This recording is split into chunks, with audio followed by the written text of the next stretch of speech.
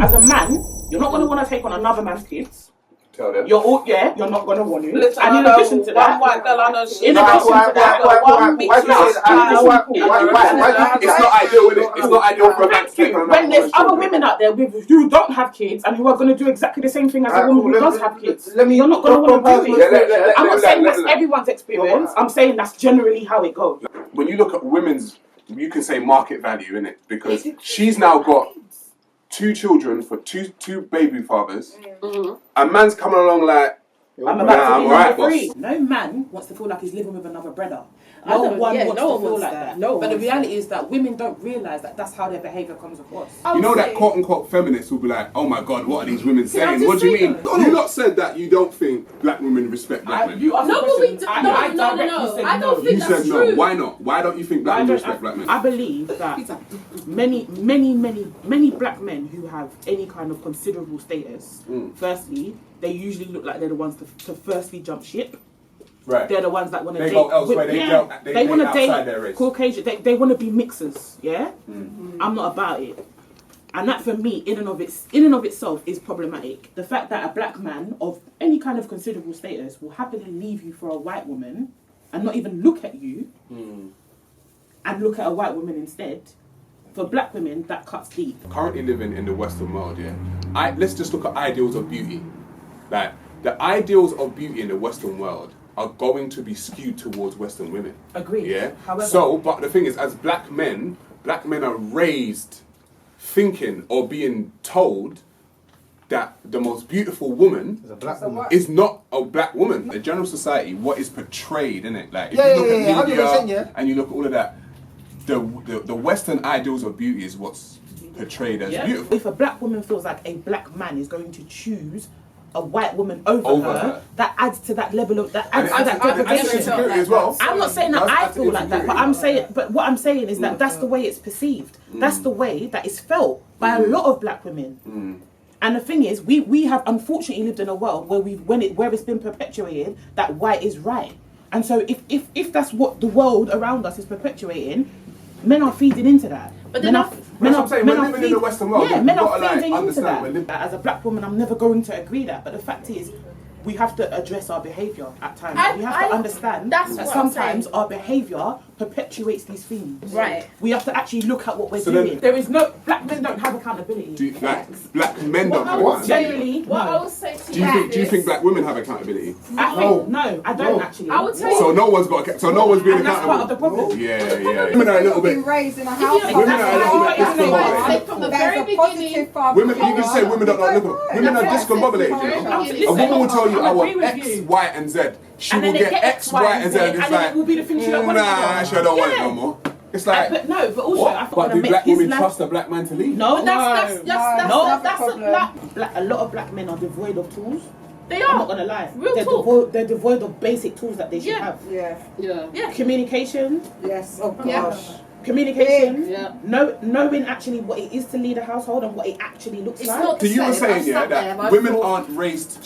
Women weren't raised to be wives, but they weren't husbands. Yeah, men weren't raised to be husbands. And if you look at which is why you're finding less and less people getting married. More people getting divorced. Half of marriages end in divorce. Yeah, but that's because it's fashion to marry and get divorced. And you know that it's 80% of the divorces are initiated by women. By women. Because you know why? 80% of divorces are initiated by women. Because the reality is that in a lot of relationships, that's where the majority of your growth happens.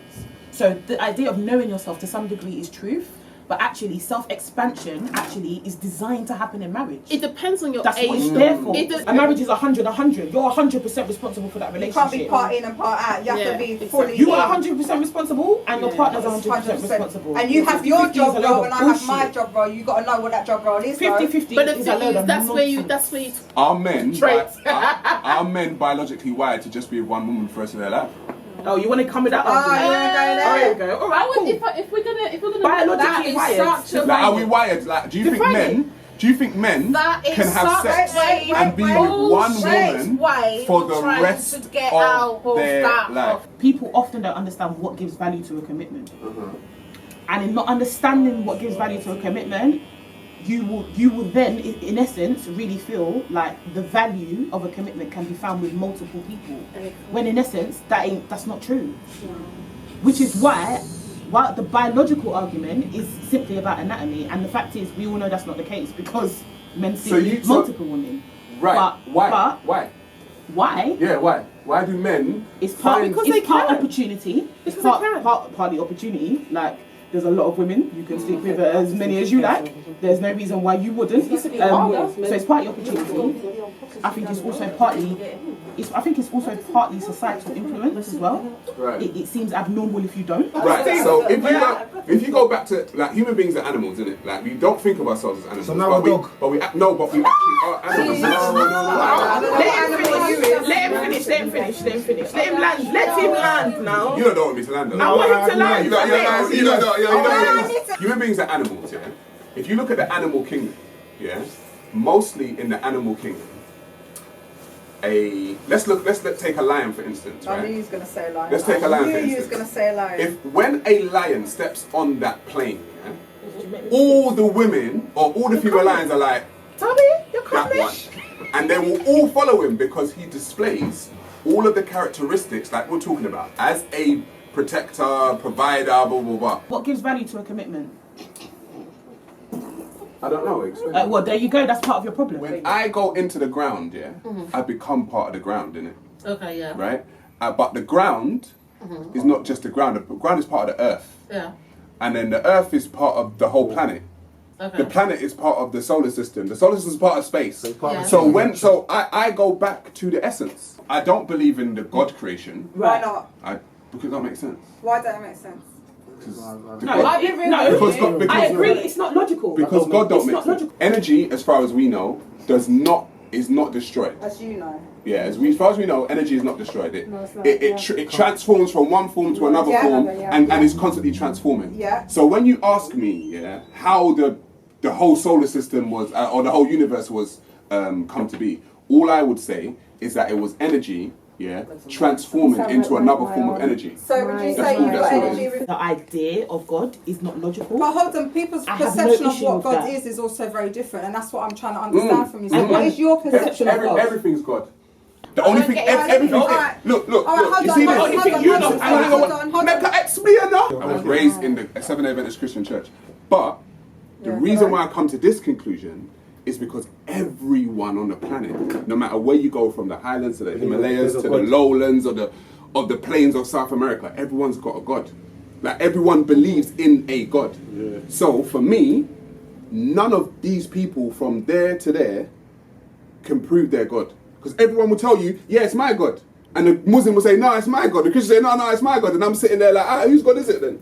Yeah. Everyone is going to come and tell you that it's their God. The same way that a Muslim will tell you that Allah is the same God as the God that Christians worship. Mm-hmm. It's not true. And let me tell you why. Their gods have different characteristics. Right. And when you understand the characteristic of the God of Christianity, and I say that in inverted commas because Catholics, there's a lot of things going on within Christianity. Yeah. When you understand the characteristics, when you understand the characteristics of who actually God is, you will know who the right God is based on their characteristics.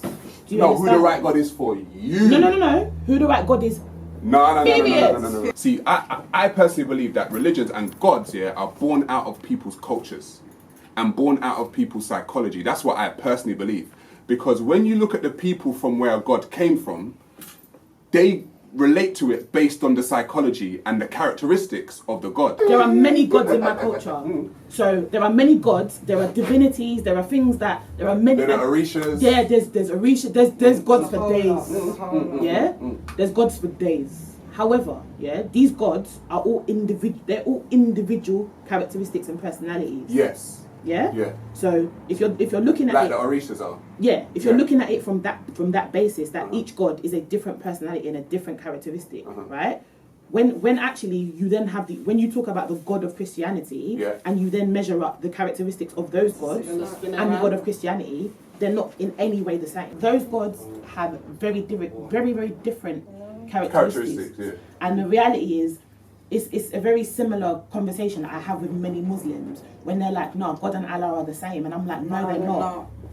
because the characteristics of Allah are not the same characteristics as God. Everyone believes that their God is the right one. Like, it's just like... No. But you see, that's the thing. There are no other gods anywhere that have actual human proof that they existed. Yeah. There are no other gods. They're just like spirit. They're just. There are no other gods anywhere except the God of the Bible. You have to believe now, no evidence. You have to believe the story of him. Hang on. What I'm saying. Hang on. You exist, right? No, there is evidence though. Right, I you just want to exist. make that clear. Right, There's evidence. hang on. Okay. Let me land. Let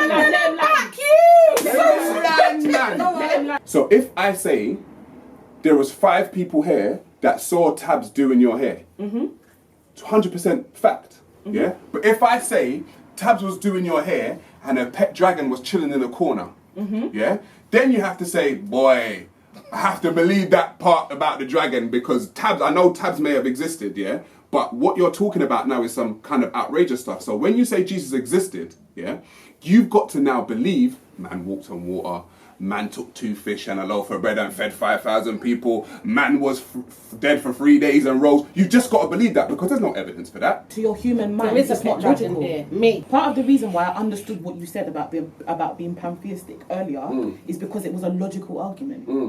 The reality is that the true experience of God is not a logical one. And that's part of the reason why it's hard to believe. Because you don't have that personal experience. Yeah, but... And that's the key difference. Because he's Muslim, and he might have a connection with his God. And then the Jewish person might have a connection with... They're not supposed to, because their God is their God. Just like the God that people believe in the Himalayas is their God. They connect with it. You don't connect with it, but they connect with it. You connect with the Christian one, he connects with the Muslim one, she connects with the Hindu one, he connects with the Buddhist one. They're not the same God though.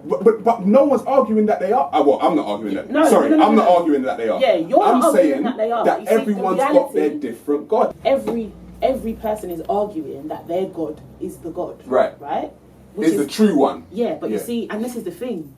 The actual realization of whether your God is the true God or not, there are many things that have to go into that. There are many layers to that. Right. So whose criteria? This is what I'm trying to say. So whose criteria are you now following to find the true God? Because Muslim criteria will be different. Hindu criteria will be different. I'll give you Christian criteria will be different. But again, it's also about the characteristics of those gods. So, for example, the God of the Bible, you probably well know this because you've grown up as a Seventh-day Adventist, right? Yeah. So the God of the Bible has very different characteristics to Allah. That's the actual difference between the majority. It's not that they just have characteristics that are outside of human void. It's whether do those characteristics change? Not according to the God of the Bible, they don't.